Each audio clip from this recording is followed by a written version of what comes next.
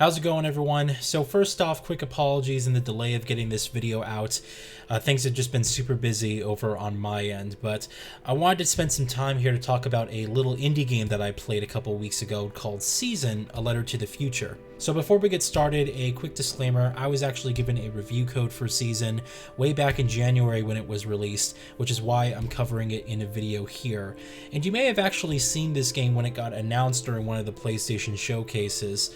I always thought the game looked somewhat interesting, and I played the demo when it was released earlier in January, and I was kind of lukewarm on the game. So when I received the review code for it, I was like, all right, I might as well, of course, check this out. It'll be an interesting ride nonetheless, and then I can actually make a video and cover it for you guys, which is what I'm doing here, essentially. So Season is a game that caught me a little bit by surprise. It's definitely a slower paced, more exploration heavy indie game. Essentially what you're doing here is you're going to be riding around on your bicycle to different areas in this sort of hub space, openish world type of design, basically recording details and trying to pick up different artifacts and papers and basically recording the events of what you're kind of going through traveling across this landscape. I don't really think you get the full picture of Season's narrative if you just go ahead and play the demo. It's more of a showcase of the game's gameplay mechanics and designs and kind of introducing you to the visual style of the world and whatnot. But the actual world and the narrative that actually encompasses it is actually what really surprised me, and I think it's the shining element of this experience. So what is the world of Season really about? Well, essentially there's this worldwide cataclysmic event that takes place that essentially resets the world on every cycle. They call this seasons. And so when a new season comes in and takes place, and there's no metadata basically on how long or how short a season can be, it's almost completely randomized. Essentially what happens here is it's a complete reset on the entire world, meaning that not only does the weather change, different events that may have taken place or worldwide events that may have taken place may completely be reset or changed, but people's memories and relationships completely reset.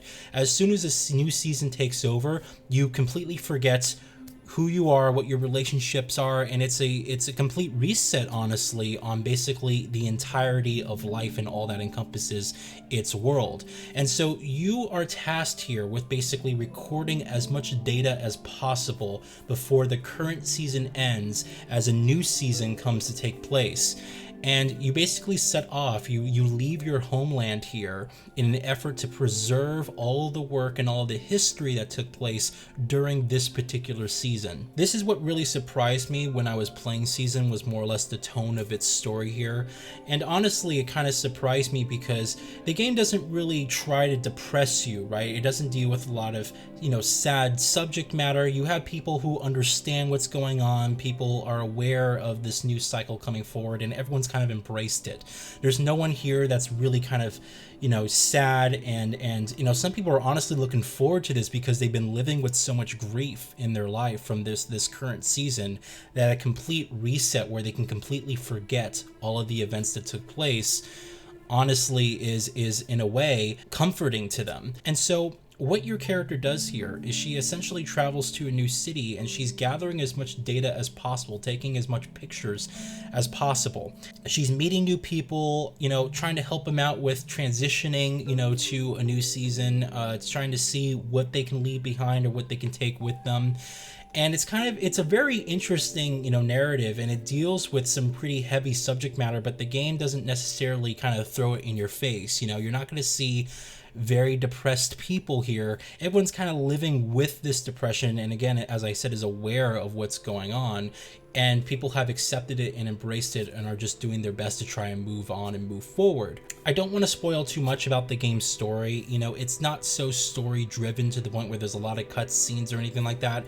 You're going to be spending most of your time talking with people, and they're going to be telling you their side of the story, their lives, and all you're essentially doing throughout the 8 to 10 hour experience that I have with this game is taking pictures, solving puzzles, recording data, and getting your journal. Basically, you have this large journal where you can post pictures in there, and you're recording sounds and, again, taking pictures and all this stuff. You're basically just writing down your experience as you're traversing through this landscape. And again, it's an interesting kind of somber game, very melancholic, I would say, but you know, it doesn't necessarily, you're not going to see people here that are like, you know, on the brink of suicide or something like super heavy like that. It's kind of just dealing with, it's more or less showing like the helpful side of things, people who are just trying to help one another kind of move forward, and those who are talking about, you know, their sort of life experiences and all the difficult hardships that they went through in their life. And in a way, the season is very comforting to these people because it allows them to move forward without having the painful memories of basically everything that they went through in the past. It completely gets reset. Again, these people don't even remember who they are. If you have parents or you have children, you just are completely disconnected from them if you have, you know, no direct history showing you what it was like or what your role is or involvement to them directly is. And so it's extremely important to gather as much personal and you know, just detailed information overall to really help you identify who you were, who your friends are, who your family is, what your role is currently in life. And it's a very interesting, you know, narrative. It's not really the type of subject matter that it deals with, isn't something that I can recall I experienced very recently in a video game. But you know, it is something here that it's very upfront about, and I kind of enjoyed. It was a very interesting way of kind of introducing this world, and I kind of enjoyed it, to be honest, in that sense, going through this and kind of, you know, gaining more information, exactly what happens to these people, how have people dealt with this in the past. Some people go through their entire lives without even seeing a season change. And so, you know, there's seasons of war. This is like an unknown season that these people are headed into. And at the end of the game, you do get a glimpse of what the season basically became. And it's a completely different world, just vastly different to what you got to basically start off the game with. And it's a very interesting delivery in terms of how it kind of showcases you the progression of how things change. So that is the main narrative surrounding season. That is essentially what you're going to be doing, what your role is and what's going on. And again, all you're doing is basically collecting data and recording as much, you know, data, pictures, audio, whatever it is as possible, so it's preserved in history, and you know, you can kind of help people along the way transition into their new lifestyle. Let's talk about the visual style of Season: A Letter to the Future. Now, the game has a very interesting art style. You know, at the surface, it's very stylized, you know, as you may have guessed if you played the demo especially, but the game basically plays in a wide letterbox format, which I thought was interesting.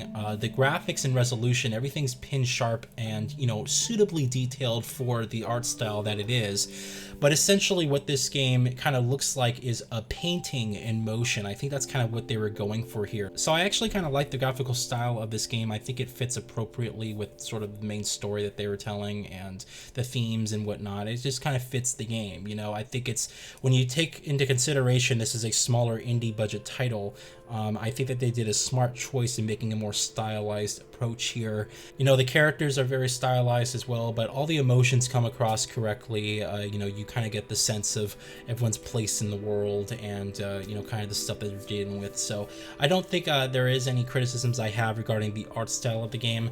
However, performance is something that was a little bit of a disappointment for me.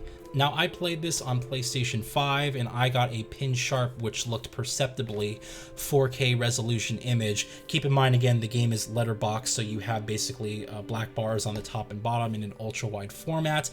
Whether or not the game's rendering in an ultra wide resolution, I can't really say, or they just cropped off that top, but it's a very sharp looking game. The only problem is that performance does seem to be an issue. Not most of the time, but it comes up enough to the point where it is a minor annoyance. You're going to be seeing frame rate drops somewhat periodically as you're playing this game. It's nothing too earth-shattering. I would say the lowest I've seen the game perform was sort of the mid-40s. But the game kind of hovers around and dips as you're trying to traversing through the world or going through certain areas. The game will all of a sudden dip to like the low 50s, and you're going to be able to see those stutters. I don't even think VRR really helps you here. So you're going to see these stutters, and from what I understand on PC as well, the game has some, you know, major optimization issues where the game does actually stutter. And for a game that kind of looks like this, it's very conservative in its graphical approach, although it is stylized, I just don't necessarily think it's so acceptable. Now, the game does have an impressive draw distance, at least. You can see things out in the far distance, and I didn't really see anything in the means of pop-in or shadows or anything kind of egregious like that that would kind of take you out of the world, or something where you'd be able to pinpoint where the limitations are. So I think the game's very consistent in its visual approach and styling, but the performance is something that I just do wish was a little bit more smooth. Again, keep in mind this is an indie game, so there has to be a little bit of leeway there, but again, with the graphical presentation that you're getting, I really would expect that this would just fly through at even 120 FPS, or or something higher, to the point where you wouldn't see dips under 60 FPS. And again, those come up periodically, and it seems to be somewhat random. I would kind of chop this down to unoptimization if I had a good guess. And even people on PC, even if you have a powerful GPU, are seeing stutters as well on their end. So it's a bit disappointing on that front. Now, the game also has a very interesting soundtrack. It kind of plays with, again, the more moodier tones of what's going on in the story. It's a lot of pianos and kind of more kind of somber music. But, again, it's nothing too earth-shattering, and it didn't really stick out to me at all, the music of this game when I was playing it. It kind of just seeped into the background and just added some nice, flair where it was actually visible. But this isn't something where I would go out and actually buy the soundtrack to.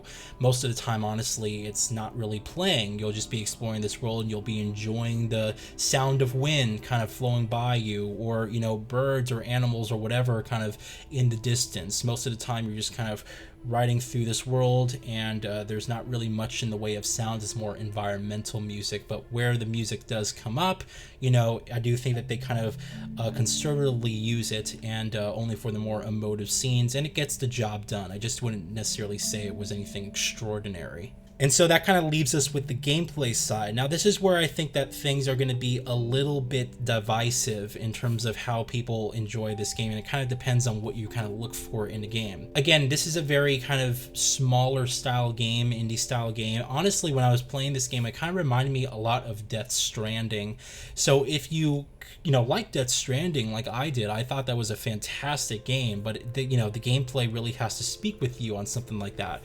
If that's a game where you could actually resonate with and you do connect with, I do feel that Season will remind you a lot of the times of your sort of experience playing Death Stranding, especially with the exploration and the traversing of the world. It's not quite as expansive. It doesn't have the variety of Death Stranding's world, but again, with the sort of traversal aspects and the discovery of it, I do think it kind of reminded me a lot of my time playing that game in particular. And so again, most of the time you're basically walking through this world, you're picking up items, you're recording audio, you're taking pictures. You have to like that. You have to like the exploration part of this world. There are puzzles to solve as well, which will require you to kind of backtrack and collect certain items before you can actually solve the puzzle. So that is there, but most of the time, this is a very kind of exploration heavy game. Again, I think you really have to like that in order to connect with this game. If you're looking for anything that's more quickly paced, I don't think this is the game that's really gonna, connect with you well, essentially. I think that most people are probably gonna find this slightly boring in that aspect. But, this is a game that's made for a very particular audience, I feel. And if you are, the type of person who, again, enjoys exploration and likes to kind of walk around and take your time, this is a game that kind of lets you do it in spades. And if you want to do everything that the game offers, it can probably last you of upwards around 15 hours or so. So, there's a decent amount of content here. I think the price on this game is $30, if I'm not mistaken. So, depending on the value of what you can find in a game, that may or may not be worth it to you. But this is a game I do expect to come to PlayStation Plus eventually, honestly, in time. So, as it stands, I think Season was an interesting adventure. It definitely dealt with a story and subject matter that I was not expecting, and the ending kind of leaves you, a bit surprised in some areas. You kind of get the full picture of things and what's going on. Your main character here, she kind of narrates as you're playing through the game, but most of the time when you're engaging in conversations, I found the NPCs to be fully, dialogued with voice acting and and stuff like that, but your main character doesn't say anything or doesn't participate in the conversation. Stuff like that I felt was a bit odd, where I don't know if they just decided that, you know, they wanted the dialogue to go through a little bit quicker, or maybe they just didn't have time to record, you know, lines for the main character. I'm not really sure, but she has like a narrative. She narrates basically as you're progressing through the game, and then you're engaging in conversations with NPCs, and she doesn't say anything. You're basically choosing what to say during a dialogue tree, and that's it. So, you know, this is a game that for me lasted around 10 hours or so. It got a little bit repetitive towards the end, but that was because I was trying to figure out everything to do in the game, and even then there was stuff that I missed throughout my adventure. So, you know, give or take, you have to, again, like this style of game, I think, to really have it resonate and connect with you. But I enjoyed most of my time playing this game. You know, I would say if it's on sale and if you're, you know, lukewarm about the game, you know, look up some more gameplay. If you want an interesting story that deals with a more cataclysmic worldwide event, as I just described earlier in this review, then, you know, I would say this is definitely an interesting piece on that front. But in any case, yeah, I had a decent time with the game, so I would recommend it if you found it on sale and were just curious about the game. Again, if this was the type of style of game that really, you know, speaks to you. So there you guys have it. Thank you all so much for watching this review for Season: A Letter to the Future. If you guys have any more questions about the game, feel free to put them in the comments. I'll talk to you all more directly there. And again, special shout out and thank you to the developers for sending me a review code for the game. I really do appreciate that. And I'll see you guys for the next one, all right? Have a good one.